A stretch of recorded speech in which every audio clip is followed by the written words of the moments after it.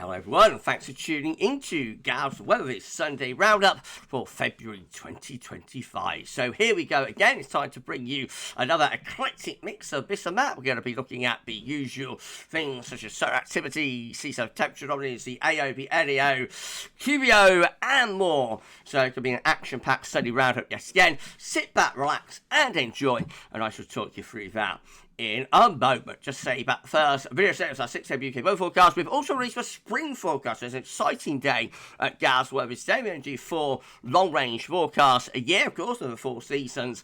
Now, if you want to know what we're forecasting for the spring of 2025, check that one out. It was released a couple of hours ago at 10 a.m.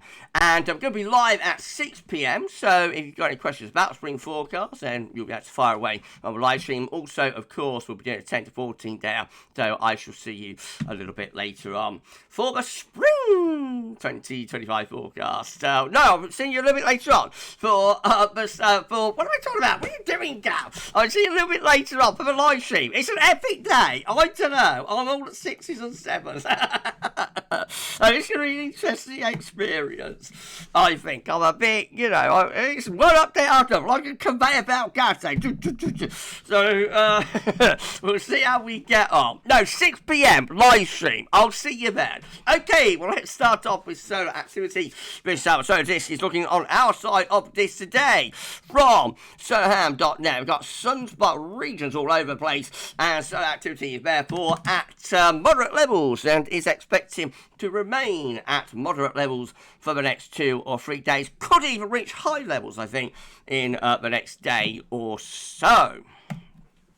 This is GavsWeatherVids Sunday Roundup Solar Activity Tracker sent through by Schreier. Thank you so much to Keeper of the Solar Tracker, Schreier Brun, for sending this one through for us. So we go all the way back to the new year of 2023 with this. Now, we reached our first peak for Solar Cycle 25 back in the summer, back around July and August time. See these orange sunspots here. The orange spots, by the way, depicting each individual day's worth of sunspot activity and numbers. So our first peak for Solar Cycle 25 happened back in the summer of 2024. We may get another peak for Solar Cycle 25. We normally have 2 peaks, so may see those orange spots going up again. We're currently around here.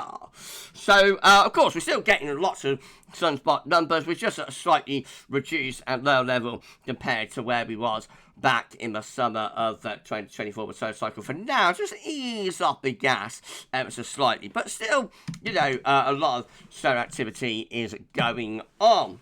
So this is how Solar Cycle 25 is comparing with the past 2 solar cycles, 23 and 24. So as we know, we are having a bigger solar cycle for Solar Cycle 25 compared to the last solar cycle, Solar Cycle 24, which are down here.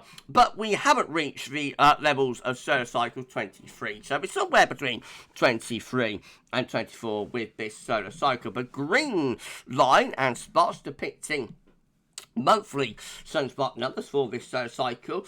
Our most recent number for January 2025 is down there, I think. And of course, this is the peak back in the summer around July, August for the peak. That's the maximum so far for this solar cycle. We may reach that level again. We might even go above it. We might be a little bit below it, or we might not get a second peak. But we normally do get a second peak at some point in the solar cycle, about a year or 2 before the first peak. So we'll wait and see what happens with that.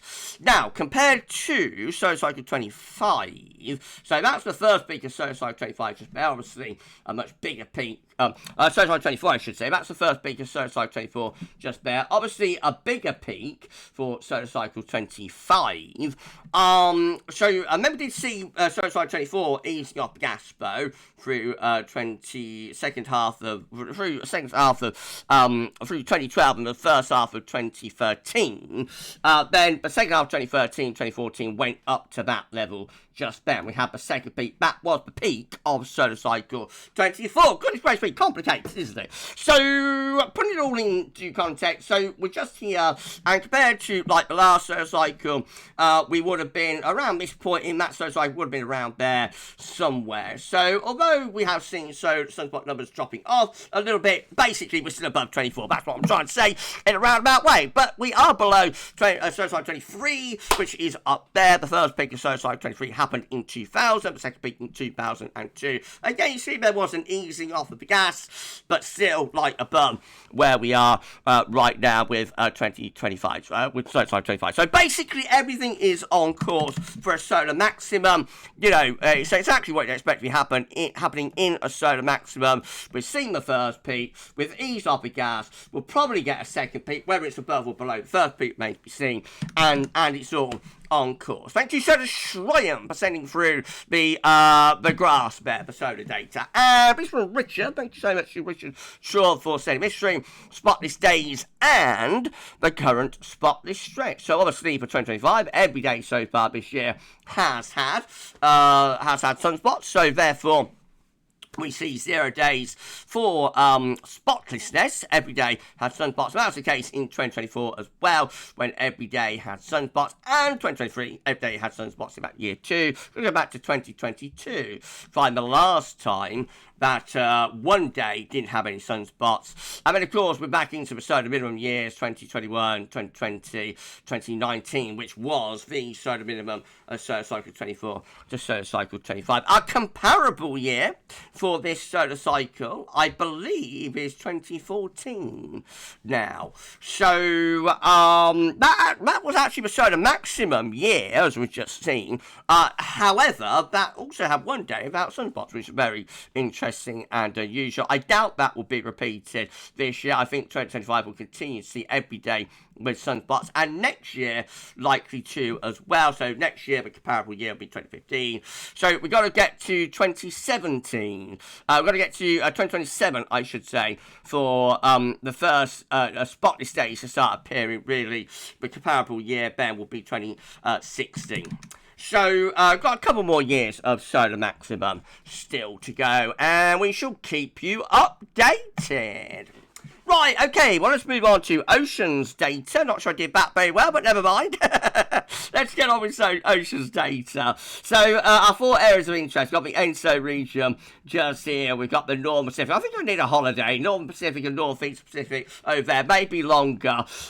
We've got the Atlantic over here, and we've got the Indian Ocean over there. That's how things looking with the last study roundup last year on the 24th of January. This is how things are currently looking.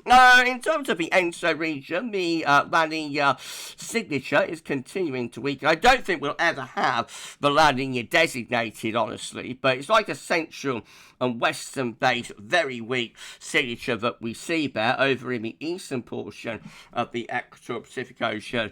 There we see a continued warming. What La Nina signature we have had in this winter has weakened over the past month, and is looking, you know, really quite flimsy now. Further northwards, we've seen a little bit of cooling actually in the northern and the northeastern Pacific compared to last month. That's how things looking in January. This is the latest, 21st of February. A little bit of cooling has occurred in this northeastern portion of the Pacific Ocean. In the Indian Ocean, what's happening over there? Well, that's how things looking in the Indian Ocean last year. Quite cold over towards India and whatnot. But we see now that that warming has kind of eased off a little bit. And most parts of the Indian Ocean, especially the more southern areas, are looking rather warmer. The IOD is in a neutral phase at the moment. And then in the Atlantic, well, this is how the North Atlantic was looking last month, and this is the latest this month. So still basically above average in most areas. It's a little bit cooler through here, but most areas are above average. We have perhaps seen a little bit of a cooling though through the subtropical Atlantic here. I mean, it's very modest, and most areas are still above average, but compared to last month, when that's how things were looking through there in January, and this is how things are looking through here in January, we're perhaps seeing a little bit of a cooling, and that's most evident off the coast of Africa. Shallow waters there, of course, very prone to temperature changes with weather conditions and whatnot. We'll know a little bit more next month about where the subtropical Atlantic is going. It is important, of course, at this time of the year, see how things are developing there, because that's going to have an impact when we get to the summer and what's going on with the tropical storm and hurricane season for the Atlantic Ocean. So if we start to see a cool down through there, maybe we'll have a rather quieter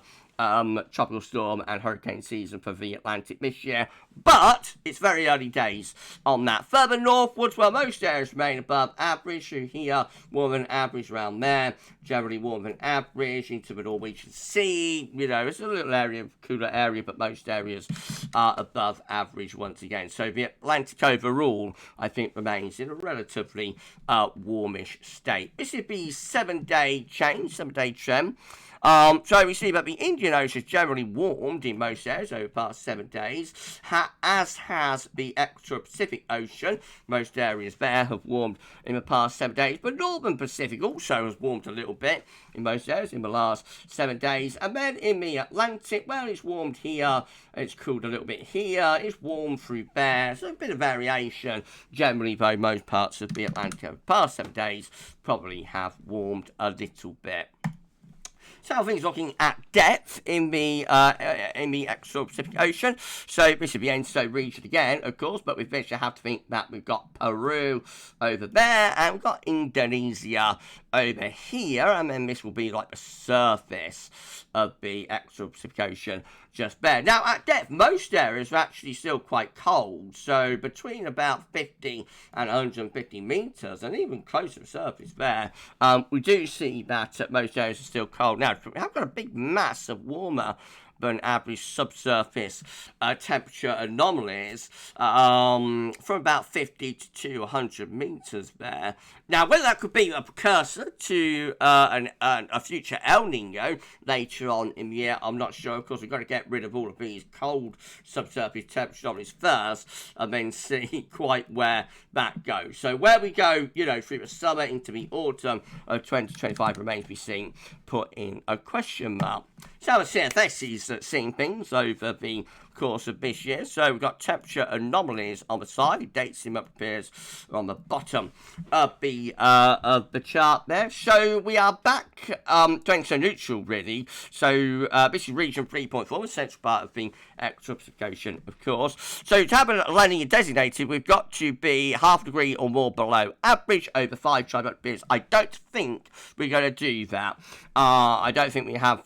We will be, you know, at that level over the required tri-monthly periods. We are already back to ENSO neutral, and as we go further on through the spring, as you expect, we're going to be close to ENSO neutral. The black dashed line then sort of hovers around ENSO neutral through back July, but it starts to lift up a little bit. So the first hint may be from the CFS that we're heading toward the warm side of ENSO neutral, or possibly an El Nino. But of course, we are now at the spring predictability barrier, which means that all of the models struggle to see where things are going to go with ENSO.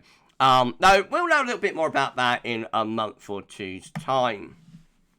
Southern Oscillation Index is looking like this. Remember, the SOI is an index that's reflecting atmospheric state. It's measuring air pressures between Darwin and Tahiti, and then coming out with an overall number. When we're in a La Nina, we'll have a positive SOI, positive Southern Oscillation Index. When we're in an El Nino, we'll have a negative SOI.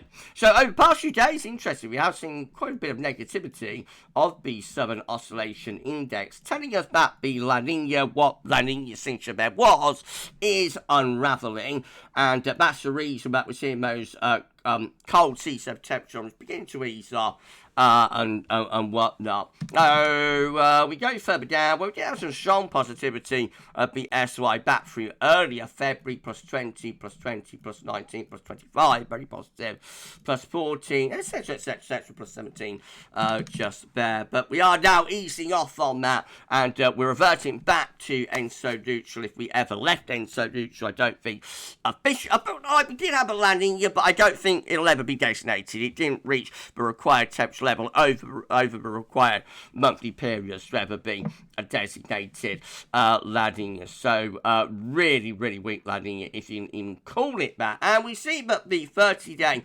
SOI average is lifting up. So we start down here around -2. We've gone up to about plus 13, 14, actually very positive with the 30-day average now. That'll probably ease off over the next few days. It's just basically telling us that we're having an unraveling of what landing the signature there was.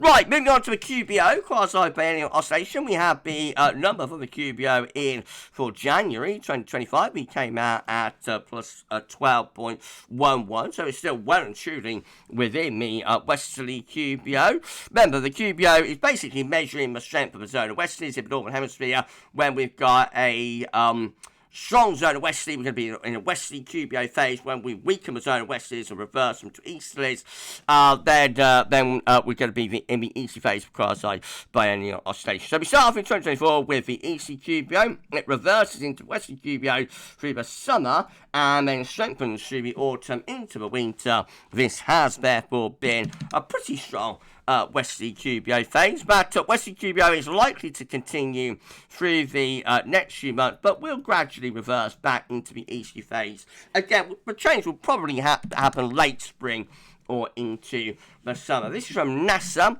So this is the levels of the atmosphere. We've got 10 HPA, which of course is in the stratospheric level, and we've got 30 to 50 HPA just here, which is the tropospheric level. This is the last easterly QBO phase just here, and this is the current westerly QBO phase, with the westerly QBO descending from the stratosphere down into troposphere. We see the next easterly QBO phase lurking up in the stratosphere, but at the moment that is where it remains, and I think for a few more months this westerly QBO will go on, but eventually we'll find that easterly QBO, if everything works out as it should do, which I think it will this time. So eventually we'll find that next easterly QBO phase sort of descending from the stratosphere into troposphere. As I say, that's most likely to happen probably late summer, late spring, or possibly into the earlier part of the summer. Arctic oscillation observed and forecast is looking like this. So black line shows where we've been with the AO, red lines at the end where the GFS ensembles forecasting the Arctic oscillation to go. Now look how negative the AO went around the middle part of February. That's when we was flirting with the beach from the east.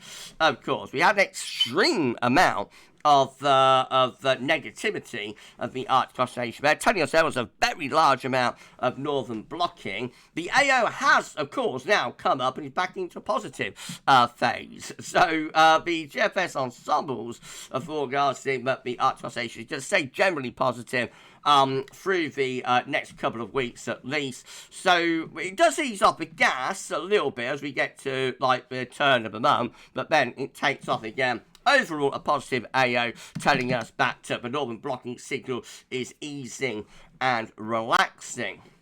NAO looks like this. So the NAO didn't go anywhere near as negative as the AO did. The NAO went down to there, and we know that the AO went down to there, kind of. So that's what went wrong, I think, why we didn't get the cold air, which did get like into northern, eastern, even central Europe, even in some western parts of Europe. The cold air did get there, but it stopped on the other side of the North Sea, and that's because the NAO didn't go into a negative phase over a long enough period.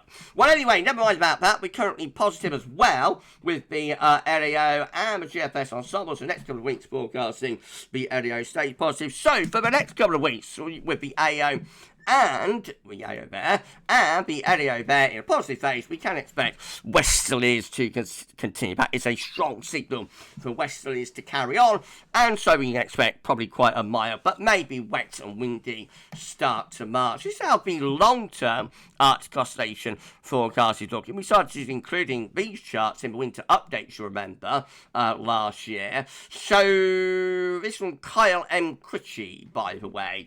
So currently we can see that the NAO is in a positive phase, of course, as we know. So into March, the extended CFS is indicating the AO may go slightly more negative briefly. I mean, it goes positive again, possibly a longer negative run for the Arctic oscillation through into May, though. So that's quite interesting. It's a long way off, but it might be an indication of northern blocking for May. And, well, I won't let any cats out of the bag about the spring forecast, but if you want to know how the analogues are looking for May, hint, not very good. Check out the spring forecast, but I won't say any more than that because again, don't want to let any cats out of bag. So that's the AO. NEO extended forecast looks like this. Generally a positive NEO being predicted from the CFS through March and April. Again, though, we do see a bit of a hint of the NEO going more negative into May. It's a long way off, but we could be shaping up for a dodgy May. Let's hope not.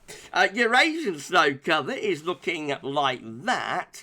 So still struggling really across much of Europe, though the eastern portion of Europe has got quite a bit of snow cover, and the southeast of Europe has got some snow cover as well. Now, a lot of Turkey has snow, and, you know, do we even make out a little bit of snow maybe in some of the Greek islands?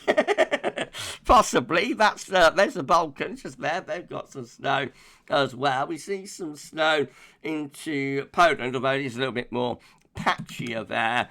Ukraine, of course, most parts of Ukraine snow covered in the east, more patchier in the west. But when we get to Germany, anywhere from like Germany westwards, then it really is, it has been through most of the winter, to be honest, a real struggle to get that snow cover going. Large portions of Scandinavia and Nordic regions are snow covered, although the far south of Sweden is not.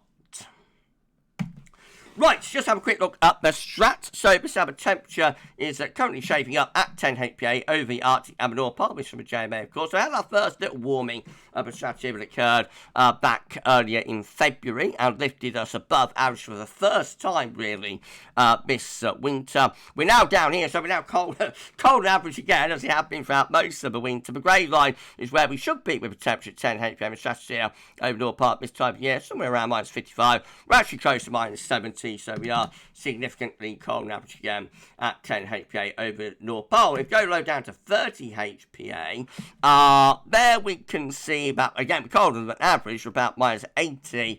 And at this point in February, we should be somewhere about minus 65, so about 15 degrees colder than normal. So we'll have a quick look at the temperature prediction from the GFS 12Z run on the 22nd of February when I'm recording this video, 2025. So this is at, for the 2nd of March, it's at 192 hours. Still those blue colours with stratospheric polar vortex at 10 HPA maintained, but displaced out in towards Northern Europe and the North Atlantic. Some sort of warming has taken place there from Russia in towards the pole, although not an SSW. But we see, again, another GFS run forecasting a very, very significant warming of the stratosphere over Russia and Siberia through the first week of March and penetrating into the North Pole as well. So that's the 8th of March, and we see those red colours moving into the North Pole itself there. So we go back to here and go to there on this chart. If that's right, if we do that, if that comes off, then we're going to see the black line there lifting up. So it'll do something a bit like that, I suppose. And then through early March, it will lift up to about there. It'll look very dramatic. If it comes off, that's the big if, of course, because it's an extended range. But anyway, we are reaching the sort of required temperature there, the temperature that I look for but that's an SSW. But I think that if that came off, I think that would be a sudden stratospheric warming event. I think it would reverse the solar wind at 10 HPA, 60 degrees north. Displacement event, stratospheric polar vortex would pile out into North America, the North Atlantic, and northern parts of Europe as well. And right at the very end of this GFS run, it looks like we're about to split the vortex.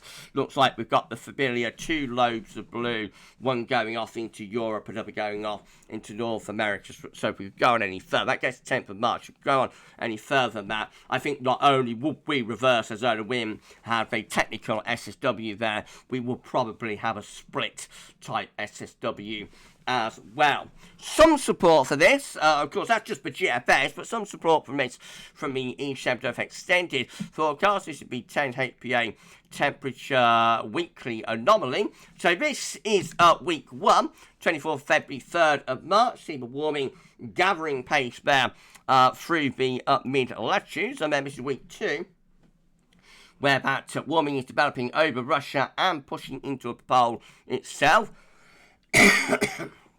So sorry everyone, that's week 3, and at that point the warming is at its peak and moving into the pole as well. That looks suspiciously like an SSW, though on the temperature scale I would like to see that going into the yellow shaded colours just to be sure that that's going to be an SSW. But it does look very much like that's a sudden stratospheric warming event, still maintained really into week 4, and then week 5 starts to ease things down a little bit, but of course by then we'll be looking, that gets us to the end of March, beginning of April, 31st March, 7th of April. By then we'll be looking for tropospheric response, and the mean solar wind extended forecast looks like this. So currently, of course, really strong with the solar wind at 10 HPA over the Arctic Ecuador pole. The very, very, very strong stratospheric polar vortex continues, and tropospheric polar vortex continues. But look at this, a big weakening, a big deceleration of solar wind's forecast there by the middle part of March. The on top of me, which is this blue line, is almost going down to a reversal of solar winds by around the middle part of March. Doesn't quite get there, but it's so close to it, and lots of ensemble plume members now are going into reverse there with the solar wind at 10 HPA, 60 degrees north.